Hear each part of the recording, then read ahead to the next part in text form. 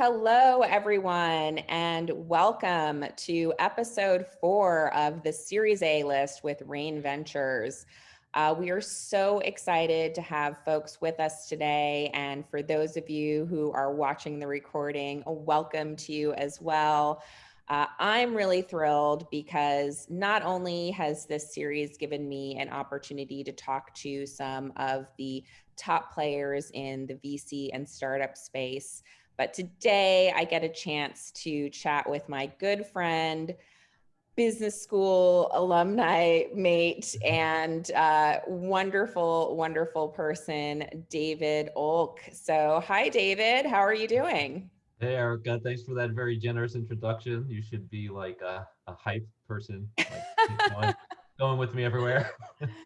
Yeah, so you guys are all really lucky to get to spend some time with David today. Hey, Jeremy, I see Jeremy's on the line. Hopefully, we've got a few Columbia folks either watching live or joining in for the recording, because I'm sure that everyone is so excited to hear about your journey with ShopKeep, as well as your other entrepreneurial ventures. So Sure. now that we've given folks a little bit of time to get on the line and come into the room, I just want to once again say hello and welcome to the Series A list with Rain Ventures, the live webcast where we will be introducing you to some of the top founders and early stage venture capitalists in the world.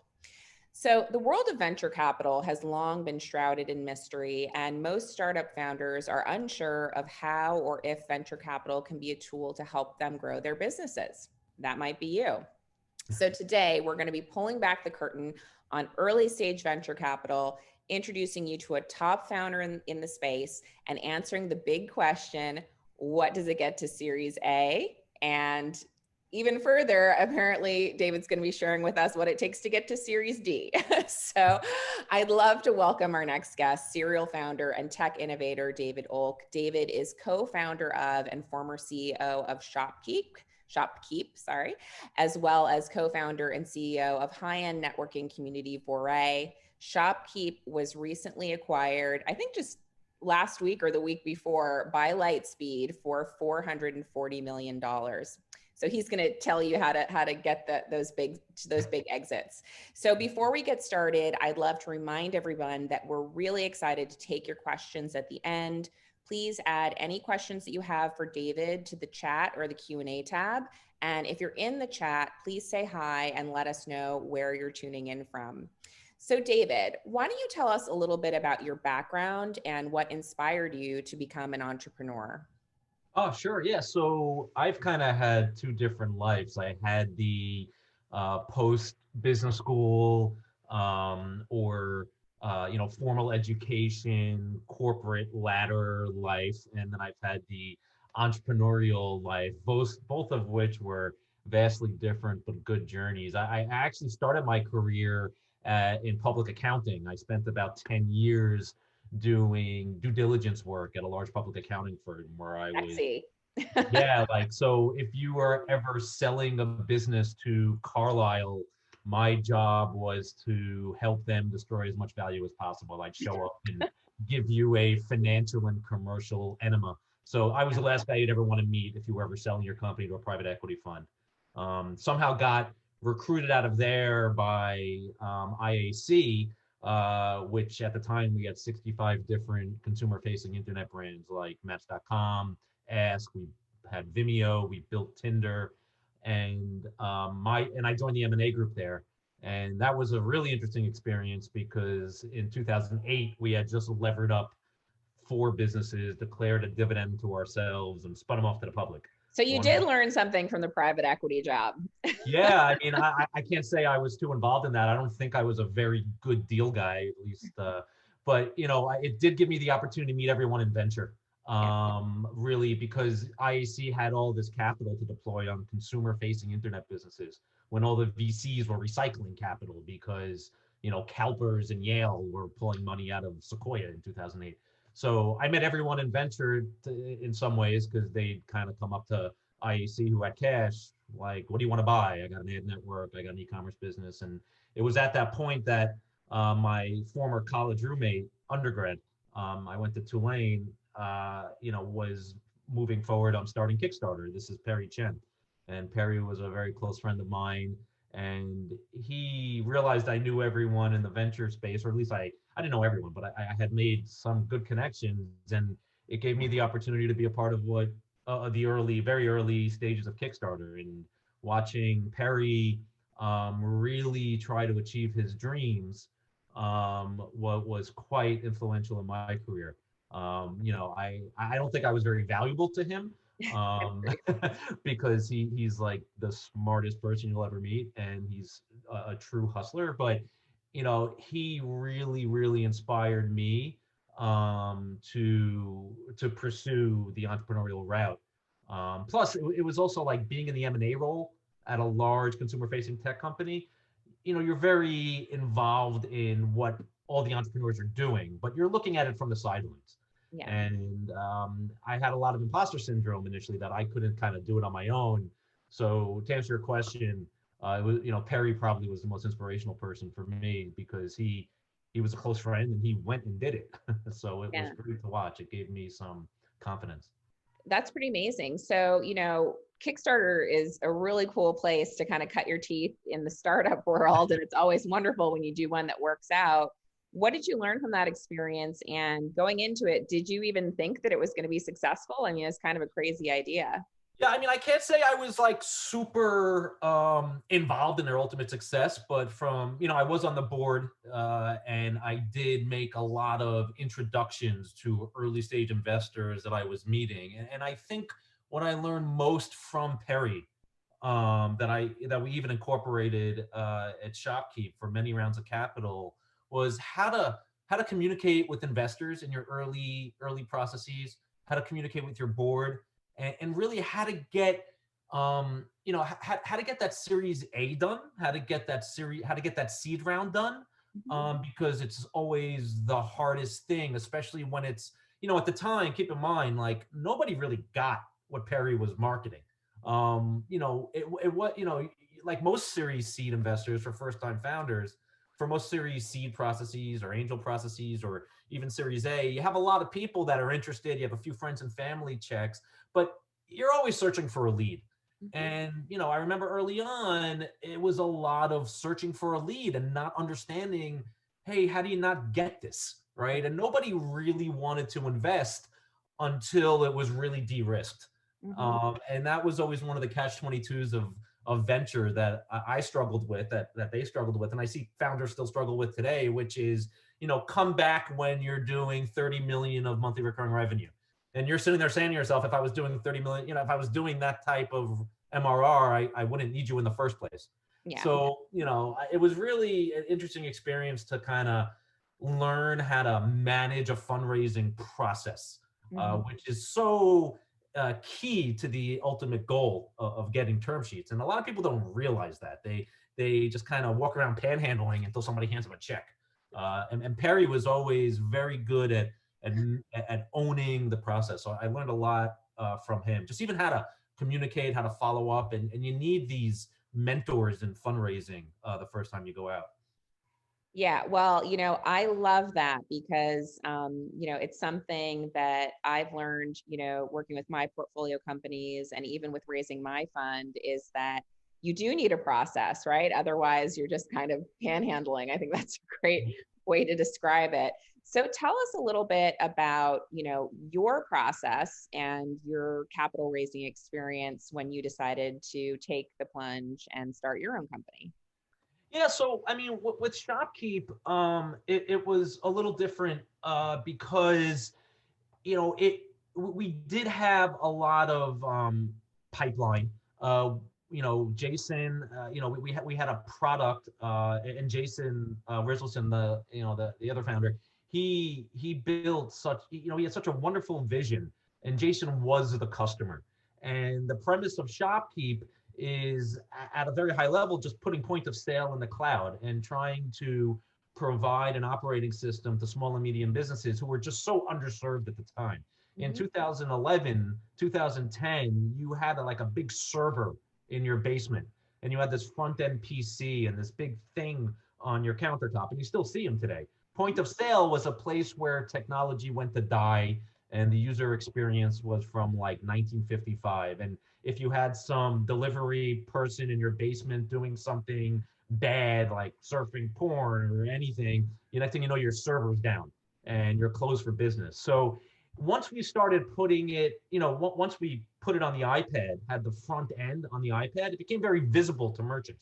Yeah. So the capital raise was actually interesting because we can like hold coffee meetings at places that was actually using ShopKeep. So we had some good traction initially, but I would say like the core values that I've used and the style that I've used for almost any capital raise, whether it's early stage or even later on, is trying to develop a process that develops a Peloton and having not so much, and I wouldn't say don't panhandle. I would say have a mentality when you're raising as if you already have a term sheet from Sequoia.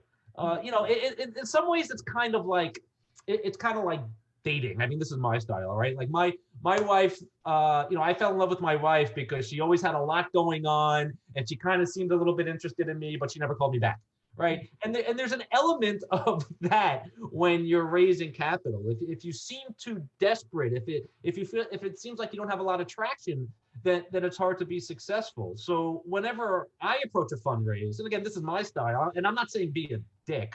Whenever I raise capital, like if somebody ever says to me, how much are you trying to raise? I'm never trying to raise anything. I'm going to raise $2 million. It looks like we're going to be making a decision in the next 3 to 4 weeks on our next financial partner. It would be great if you were interested, and we can get you in a loop. And like you don't, and there's a start time, there's an end time. I don't like to have a lot of coffee chats. For me, it's a very process oriented tactical approach where I start at a certain time and then I tell people that I'm making a decision. Now, I don't lie about having a term sheet, but in my mind, I'm going to make a decision. Yeah, that's really fantastic advice. So tell us a little bit about the capitalization evolution at ShopKeep and, what you thought were kind of the most important milestones that helped you get, to your seed round, to your Series A, and then to later stages. Yeah, so the most earliest rounds were the founders putting their own money into the company to develop the product and some friends. And I think that's typical of today, but in this particular case, the founders had a grocery store. So Jason had a wine shop, and it was a great test kitchen for the product. And we, everybody put money into the business early on that was an institution. And the original product, I think I'm okay saying it was put together with, baling wire and chewing gum to get a minimum viable product that had really clear product market fit. And once we had that product market fit, once we had some traction, we were less focused on, getting it to market as we were in, building a specific product pipeline. So we knew exactly what users would need. So we spent a lot of time on user discovery to promote the best engagement and traction possible, not so much revenues, so that when we went to raise our seed round, we can say to our investors, look, this is not going to be a hard local acquisition model. Look at all the inbound leads we're getting from normally hard to acquire merchants, right? And that was a big part of the story, right? Because so I just want to jump in for a second because I know we have adjunct professor of marketing from Columbia Business School, Jeremy Kagan, on the line. And as you're telling the story, I just feel like business school case study is happening. It's minimum viable product market fit, go to market strategy focused on, first developing your customer discovery and maximizing engagement.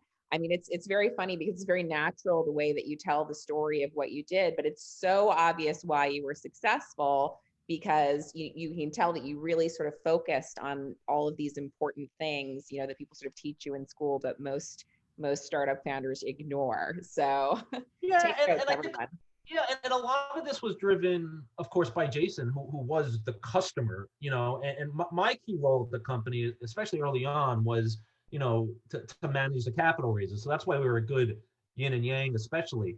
But, every successful early stage business who is capable of raising that seed round and then that Series A, you'll find that a common denominator between them is that they have an initial founding team who is very focused on specific things to generate a specific goal, whether it's traction, revenue, product adoption, without getting caught up in shiny objects.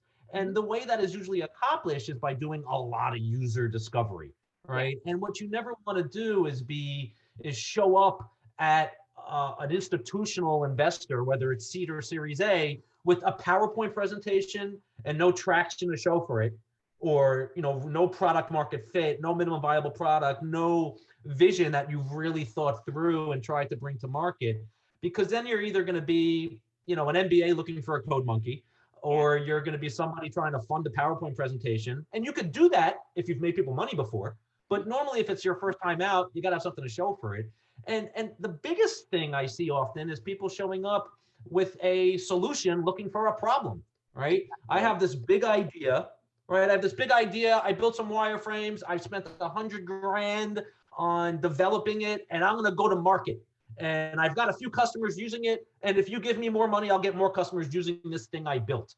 And the opposite, and this is what Steve Blank actually touts a lot in the Lean Launchpad, which you can see, is really doing that user discovery up front. Like every company needs to start by getting their product in front of the market and really trying to solve the problem and spending that hard time and effort, like hearing what the problems really are from their customers, and then going to market and then raising capital. It's just you don't bang your head against the wall as much.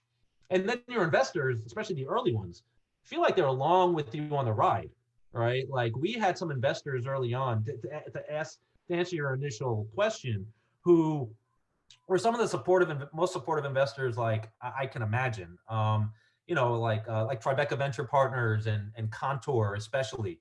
Like they put money into two people that have never run a company, that had a little bit of traction, at a valuation that was very nice. They gave us $2 million, which was a lot of money in 2011. And Brian Hurst, to the day it exited, was the biggest supporter of this company you'd ever see. And you need those kinds of partners. And there weren't a lot of conversations with our investors where they were kind of trying to force us to do things. They let us figure it out. So one of the best lessons I've learned from watching other companies as well is when you are raising capital, you want to make sure the people that you take money from are people that you want to get drunk at a bar with, right? Because you hear the old adage, you're marrying these people. You want to have these really positive relationships because they're putting their careers on the line for you as well, right? They're managing other people's money.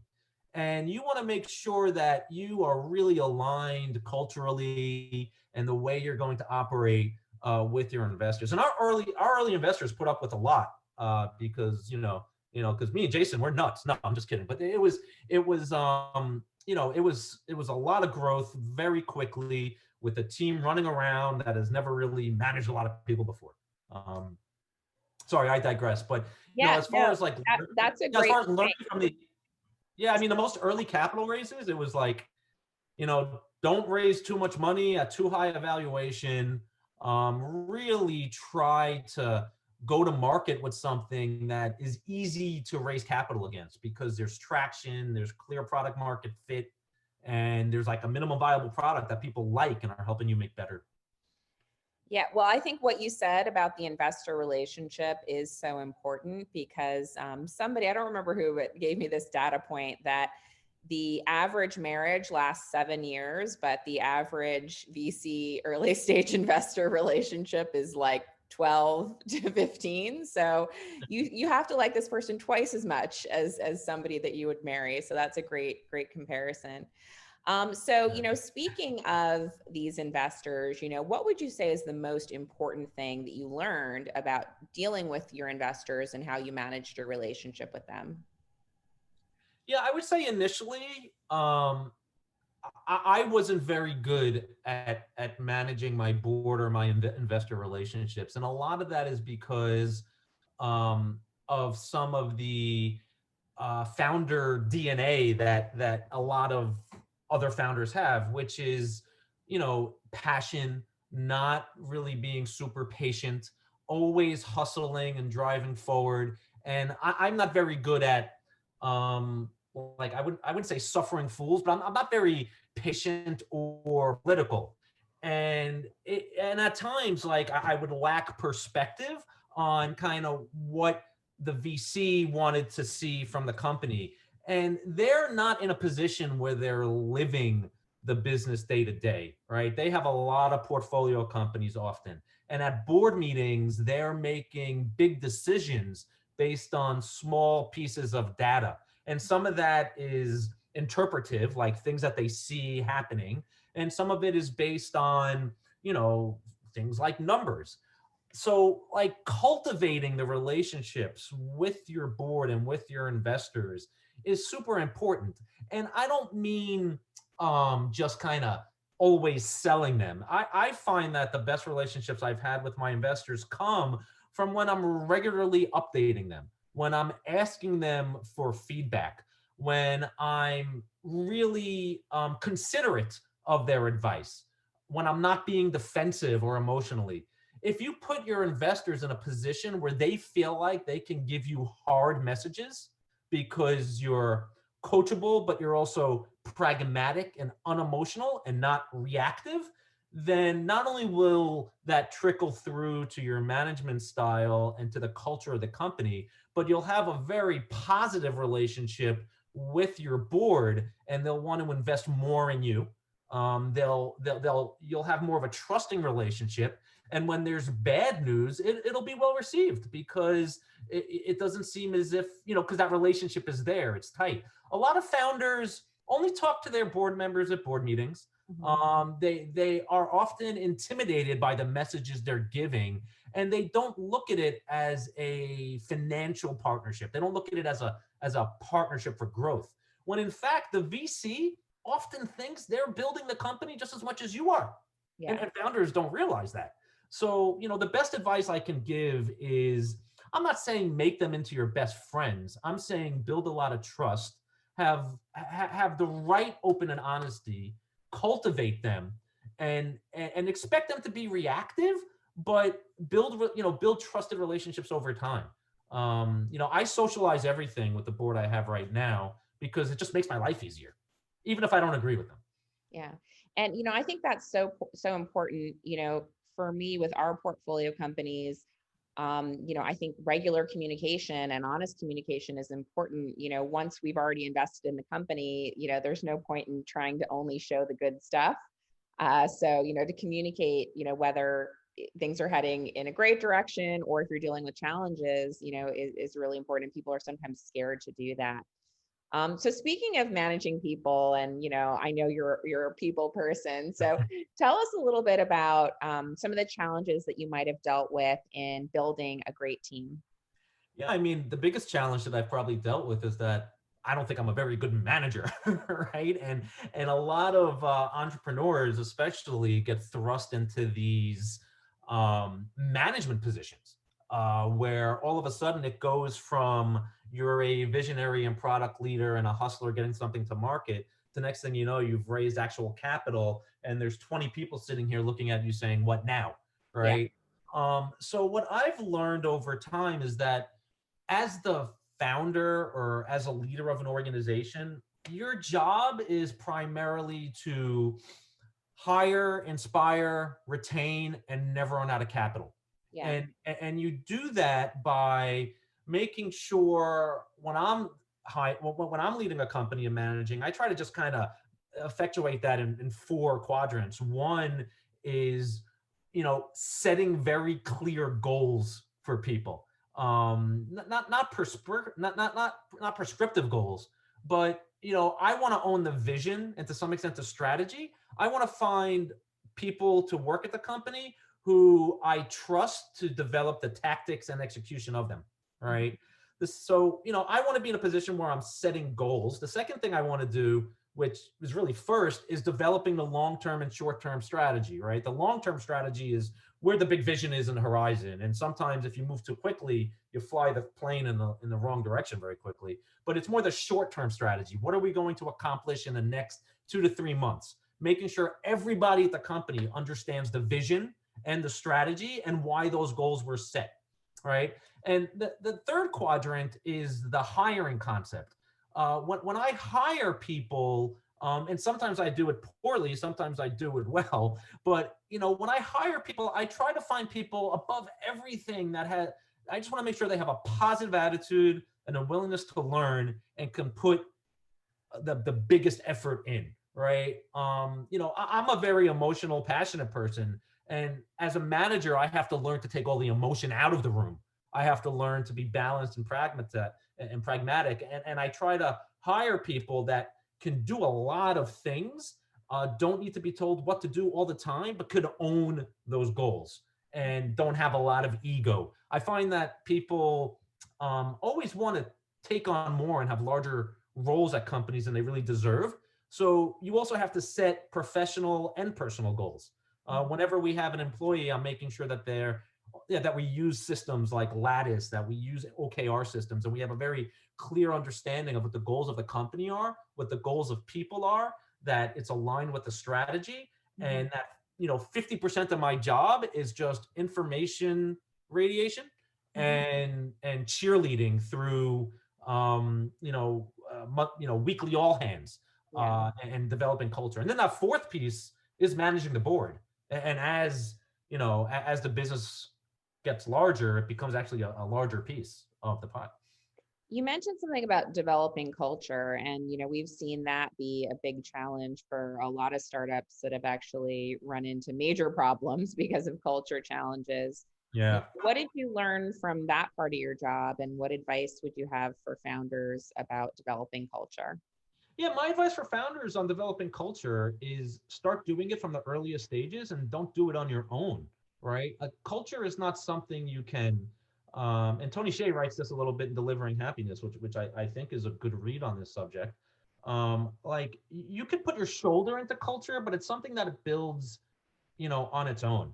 And the best way to build a culture is to build your company's brand positioning almost, because when you go through a brand positioning exercise, you kind of go through what the core values are of your brand, of your company, and of everybody that works there.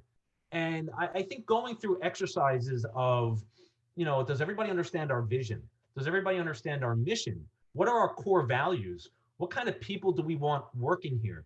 And like putting it on the entire team to own hiring with these types of aspects as the glimmering light, just makes it easier. Or otherwise the culture is just going to define itself. Plus culture changes, right? Which is why it's important to have that construct of here's who we are as a company written down for everyone to see very early on. Because before long, you're going to go from very cerebral, product-driven people to all of a sudden you're going to have a sales team who are purposefully coin operated, and then that changes the culture, right? So Operated, I love that. I've never heard anyone describe that. That's a great. And that's always like a cold splash of water for founding teams. It's like when you raise that Series A, and all of a sudden your board meetings are less about what does the product look like, and half of it is spent on what's your LTV to CAC ratio. And so what happens is businesses tend to scale and people and culture doesn't. Right. And I always advocate, getting ahead of people in place early, and not the type of person who's like a compliance HR person. I advocate strongly for spending the time on someone whose job is being the pulse of the organization, being the person who owns people, their goals, their happiness, their success, that could open and honestly come to my office and say, David, you can't be saying shit like that. Or, this person is very unhappy. Or, I want to put in place this system and we need to do this every week, because there's enough distractions building a company. You need to, and without somebody really owning the culture with the leadership team and the entire company itself, it's just gonna, people are gonna get siloed, and there's not gonna be the glue to hold the company together, especially when it grows quickly. That's great advice, and also a good segue into our next question. So what were some of the biggest challenges that you faced in scaling the business? So, once you'd locked down your LTV to CAC and got your product market fit and done all your research, what was it like to actually say, great, we've got this money, we've got to scale? There were so many things. I found facilities management really hard, in particular, right? Because it went from a few of us in a room to almost 300 people in 2.5 years. So like I moved the office 4 times, and the last one just turned out to have like crappy Wi-Fi and the heat wouldn't work, and I'd have engineers coding with gloves on. Right. So, really being careful about decisions you make with facilities, what commercial real estate brokers you're using, if at all, and trusting. There's a lot of ways right now to not screw that up anymore. Yeah. So, where you're putting people together, I know right now it's kind of odd to even have this conversation, but Right. but like workplace management during a time of high growth is super challenging and very important. And what I mean by that is the simple things. It's, when you're hiring so many people, having like a robust onboarding, right? Here's your welcome package. Here's your company's swag. You show up on day one. There's not just some employee handbook that you signed on JustWorks or something. There's an actual like culture book. There's like your computer shows up at your house if you're working remotely with like a nice card, and there's like an organized process to onboard people. So I've always found workplace management challenging. The second thing I found challenging was developing the sales force. Because once you have a product that sells, whether it's a hyper competitive space or not, all of a sudden you're thrust into managing a sales organization, which is what a lot, if you're starting a B2B SaaS business, especially, or if you're starting a company that has heavy investment in sales of any sort, um, it's probably not as relevant for like direct to consumer e-commerce brands, but more B2B companies. Mhm. The implementation of a sales effort changes the entire cadence of the organization you were building. And it's also such a hard hire. Marketing and sales hires, especially the first ones, are the hardest hires to make, primarily because, marketing people and salespeople, they're very good at marketing themselves.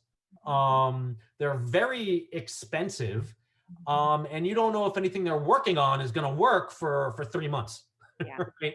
At least. So, learning how to set sales compensation plans, learning how to set quotas, learning how to speak to salespeople and marketing people on their terms, it is very challenging. And my advice is to get a lot of support in those things from past founders who have been through that evolution, or from your board members who see it all the time, who Yeah. also like it when you ask them for advice. Yeah.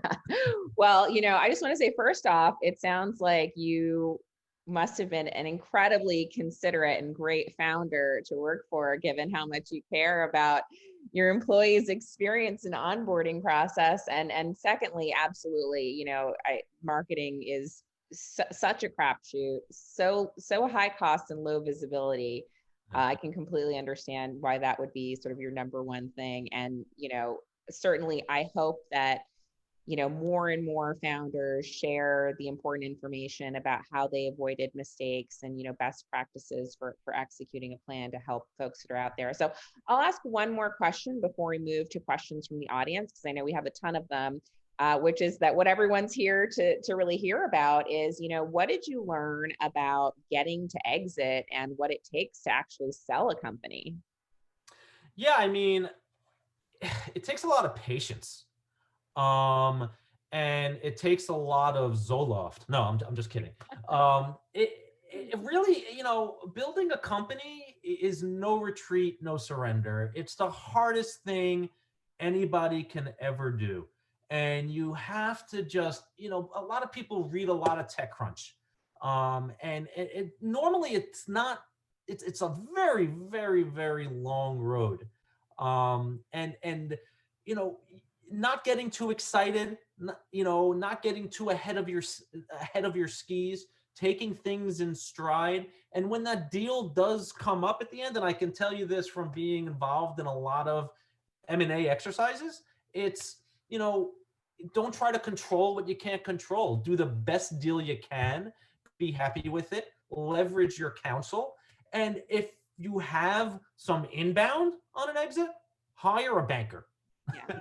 Because the value they will create, if it's a sizable company, if you do get some inbound and your board is getting excited to exit the company, it's normally worth the cost to hire a good banker that can market the business a little bit. But it's also important to note that so many things are based on timing. Yeah. Throughout the journey, we've had a lot of interest in our company in different ways and different forms. I like the deal that we did. I think it was the best one. But it's you can't control the weather. You can't control the outcome of your companies. What you can control is how happy your team is, the direction you're taking the company, the strategies you're putting in place, how you capitalize it, and like your internal core values, right? Your own personal happiness. And you can really, I see a lot of people who struggle with the journey because it is so emotional. It is like, a lot of us start with these brainchilds, and next thing you know, it's like, at first it's like this infant that you're trying to feed, and then it's like a toddler that you're keeping from falling down the stairs. And then, like in ShopKeep's case, from the board level where I wasn't involved anymore, it looked like, it was like a college kid that I'm looking at, like pictures on Facebook that's bringing home his laundry during the holidays. And I'm like, oh, what are you doing? Don't put that picture on Facebook, right? So, there's only so much you can do with these companies to control the exit. So you got to concentrate on what you can control. That's You can't really control good the capital markets either. And so how long did it take from founding the company to sale of the company? Yeah, I would say like Jason probably had the idea and wrote the first line of code in 2008, right? Before the iPad was even like a glimmer of anything. We got, we raised the first real round of capital and had the product in the App Store in 2011. Yeah. And we closed on the sale last week. Okay. Right. So basically about a decade. Yeah, I mean, that's what it takes. Yeah. I mean, keep in mind, I think the average holding period for a venture fund is a decade. I definitely agree with you. It's keep in mind, this is patient capital. Yeah. Yeah. Right? And the first investor in ShopKeep, I still text him every day. He's like, like I drive Brian crazy, right? For 10 years now. Oh, that's great. Wonderful. Well, thank you so much for sharing that. And I'd love to dig into some questions from the audience and remind everybody that if you have questions for David, this is your chance. Put them into the Q&A or the chat. And I'll start off with a question from Doug.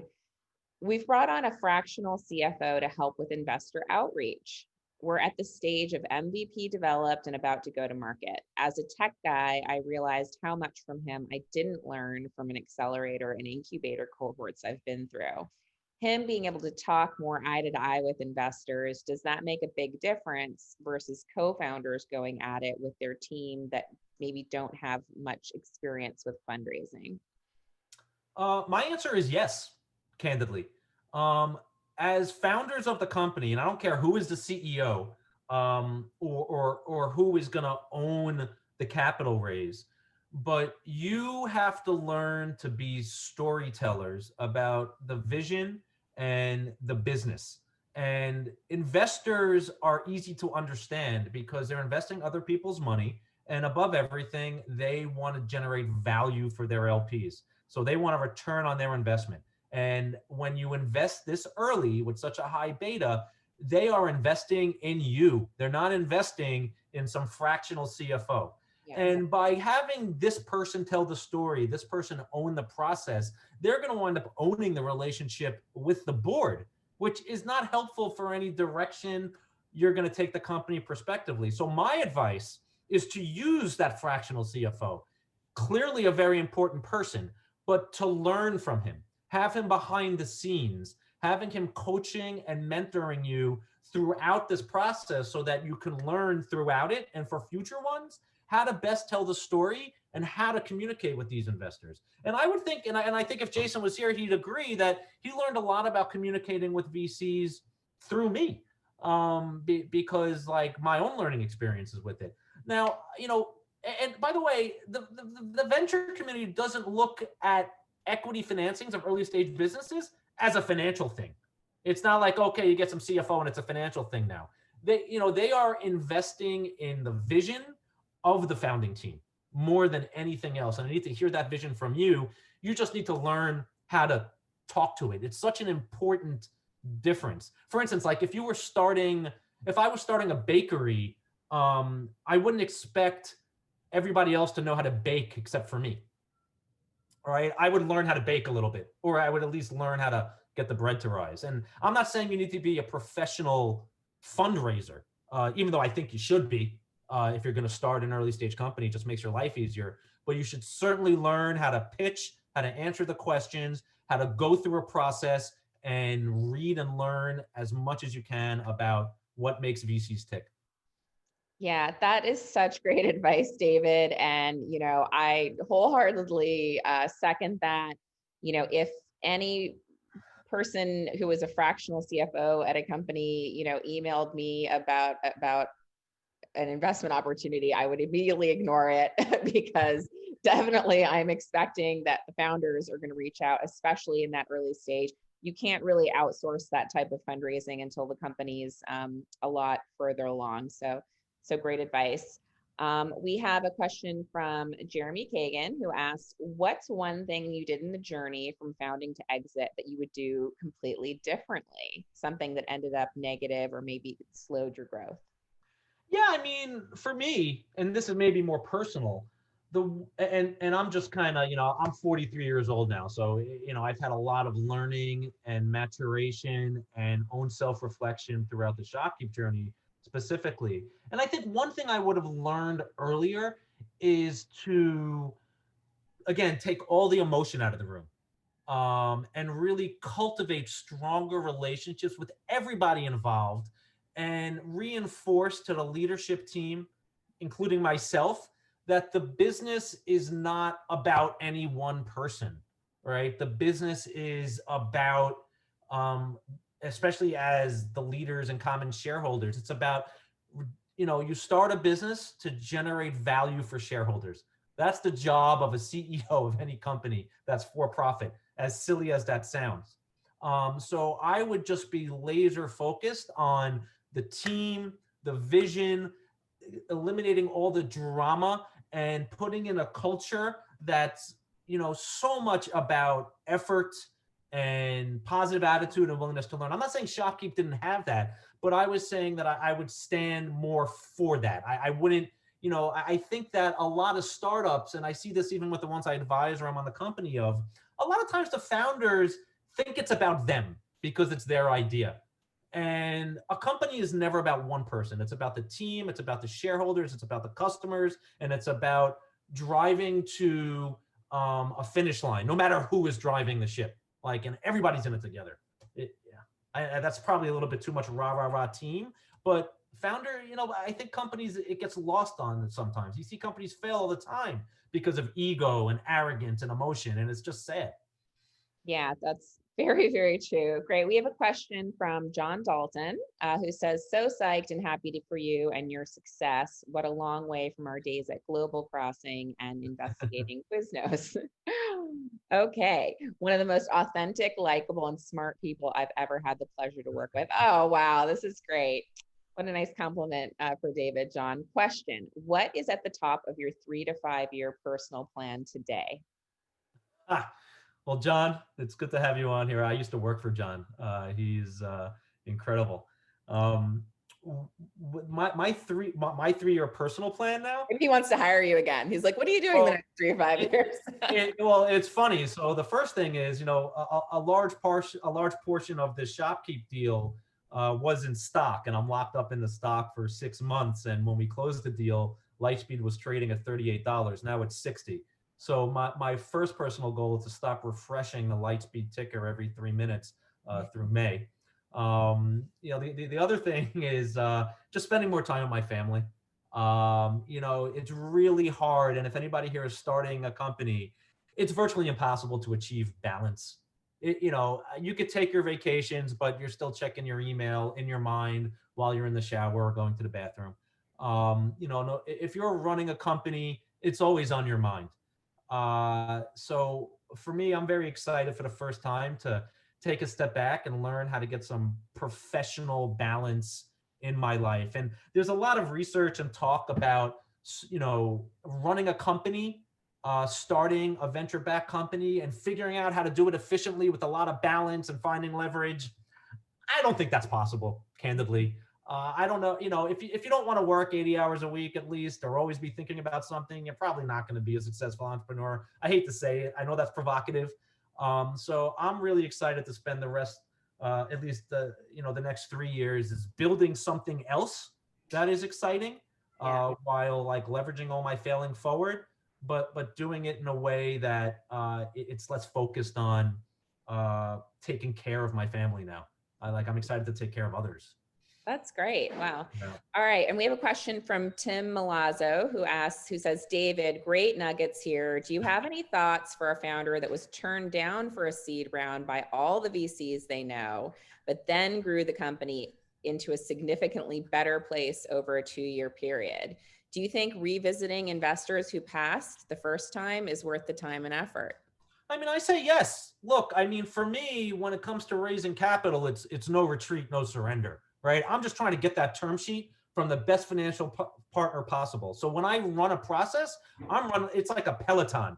I'm running a process to get as many people bicycling in a Peloton as they can until somebody, and I'm driving that process to a finish line so that somebody jumps out in front and gets to that first term sheet, and then I roll everybody up. So the best way to do that is to get as many people in the Peloton as possible. So much so that if I'm struggling to raise capital, I'm like that drunk frat guy in a bar at 4 a.m. on the Upper East Side who is just like talking to everybody, So it's, you're going to love that analogy, Eric, I'm sure. Remove this from the recording. I do. You have great analogies. Yeah, but in all honesty, the people who passed because it was too early genuinely passed because it was too early.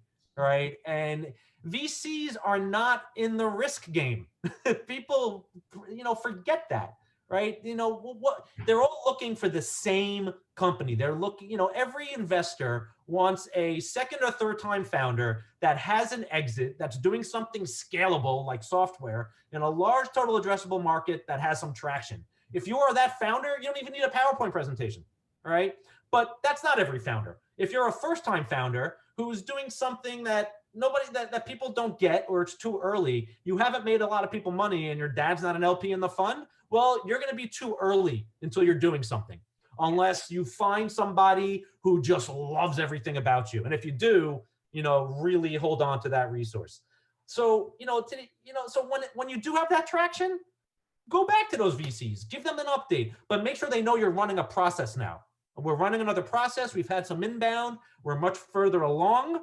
I wanted to reach back out to you because I liked you specifically. And I always thought that I would reach back out to you specifically once we had the traction you wanted to see. But we're going to be making a decision in the next few weeks, so you got to dig in. All right. Yeah. That's how I would handle that. And make sure they pay more now for not backing you sooner. I love that. Running the process, so important. All right, great. We have a question from Ann Burkhart who says, my inventors are creative and looking for business people to partner with. How do you find, okay, so I guess she works with, I see. So she has a platform that works with inventors. They're creatives who are looking for business people to partner with. How do you find good, experienced early stage startup people to partner with? So how do you find a business partner or co-founder? It's a good question. I'm more used to people asking me, how do I find engineers? Yeah, right.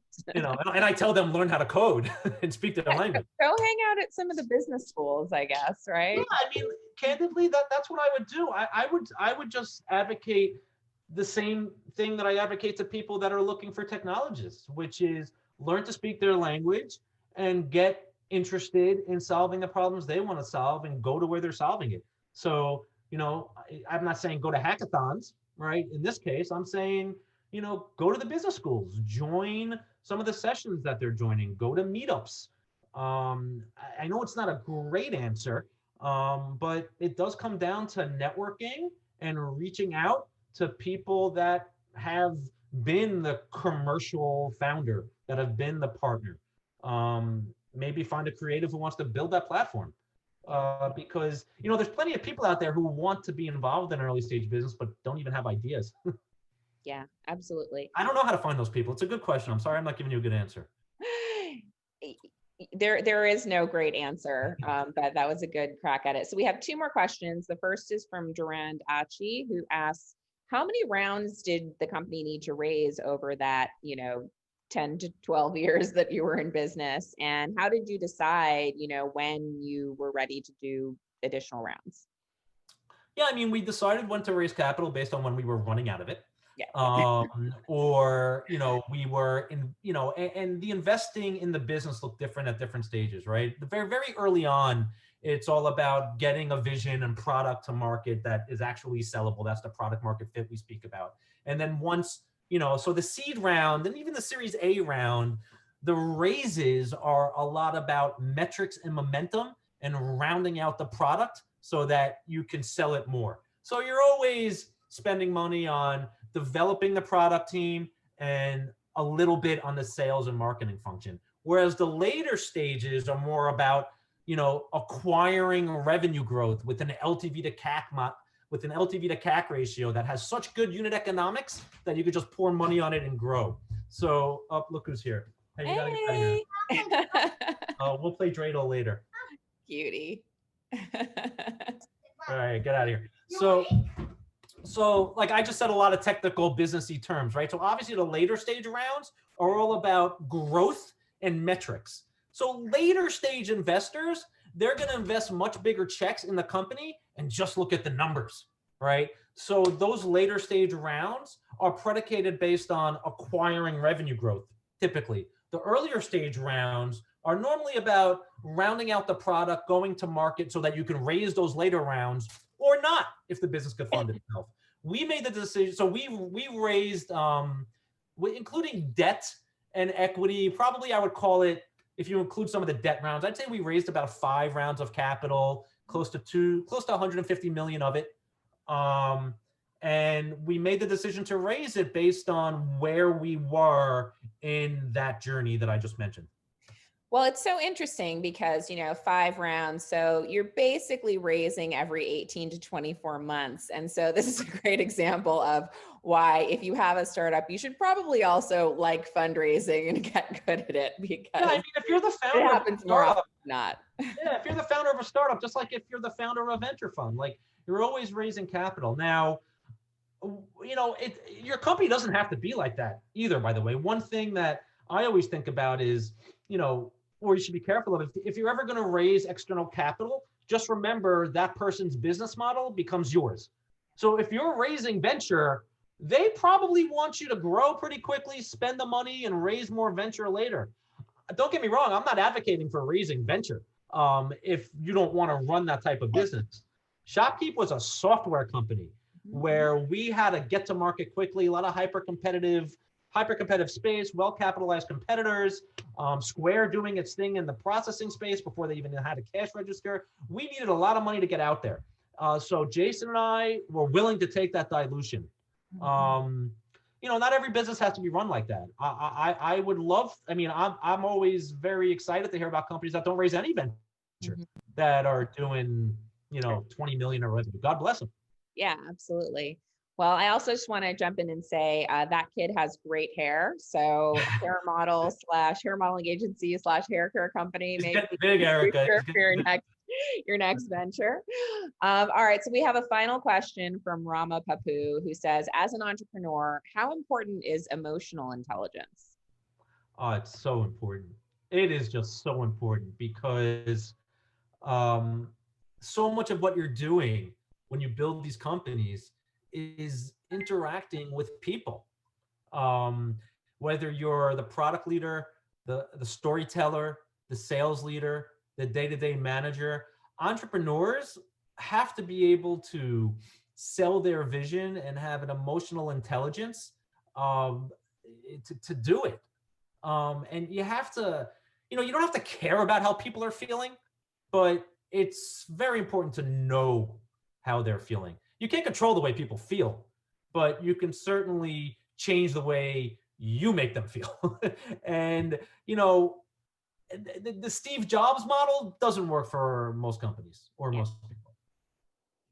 Well, that's great advice. And I just want to say thank you so much, David, for your time today, for sharing your story, and for all of these amazing pearls of wisdom. I'm sure everyone who joined us live is really grateful for the opportunity to connect with you and learn from you. And I want to thank all of our folks who joined in live for making this such a fun and interactive event, for the great questions, and for your support of David, and all the great feedback that you've given him. So I just want to let everybody know that we do this about once a month. You can join us live for the Series A list. We about 50% of the time talk to folks who run VC funds and make venture investment, and then 50% of the time talk with founders at various stages of fundraising, all the way to exit, apparently. So we'll see what you get next month. Check us out, 1000angels.com and rainvc.com. We also have a YouTube channel for 1000 Angels with plenty of content on investing in early stage companies. So check it out, like and subscribe, and we'll see you all next time. Thanks so much, David. You got it. Have Thanks, a Eric. great day. Bye.